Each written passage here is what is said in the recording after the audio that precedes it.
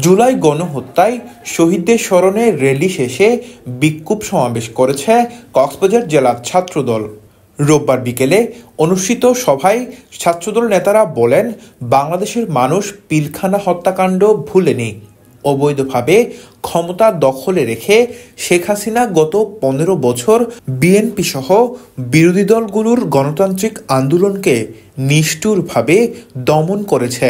বাংলাদেশের ছাত্র সমাজ এই সময়কালের হত্যাকাণ্ডগুলোর বিচার চায়।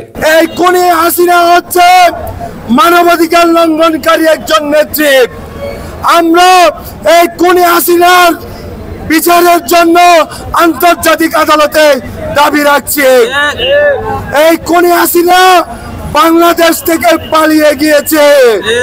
আবার যদি এই খুনি হাসিনা বাংলাদেশের মাটিতে পা দিতে চায়, তাহলে সকল হত্যাকাণ্ডের বিচার হতে হবে। 2009 সালের 25শে ফেব্রুয়ারি এবং 26শে ফেব্রুয়ারি বাংলাদেশের ইতিহাসে সেনাবাহিনীকে নারকীয় হত্যাযজ্ঞের মাধ্যমে মেধাবী সেনাবাহিনীদের হত্যা করা হয়েছিল।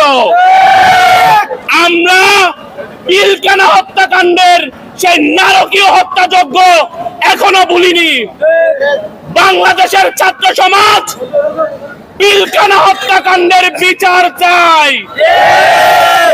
আমরা সেই সিনিয়র সেনাবাহিনীর 57 জন মেধাবী অফিসারকে যে হত্যা করলো শেখ হাসিনার নির্দেশে, সেই খুনি শেখ হাসিনার আমরা ফাঁসি চাই।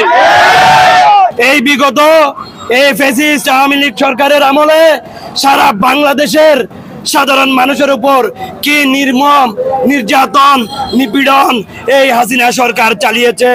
আমাদের দাবি, এই ফ্যাসিস্ট খুনি হাসিনা সরকারকে বাংলাদেশে ফিরিয়ে এনে বিচারের সম্মুখীন করা হবে এবং শেখ হাসিনার ফাঁসি কার্যকর করা হবে।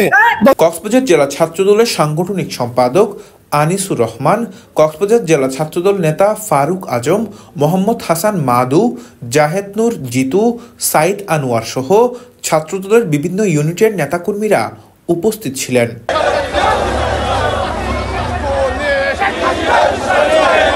অপরদিকে শেখ হাসিনার ফাঁসির দাবিতে মিছিল করেছে কক্সবাজার জেলা যুবদল। এ সময় যুবদলের বিভিন্ন ইউনিটের নেতাকর্মীরা উপস্থিত ছিলেন।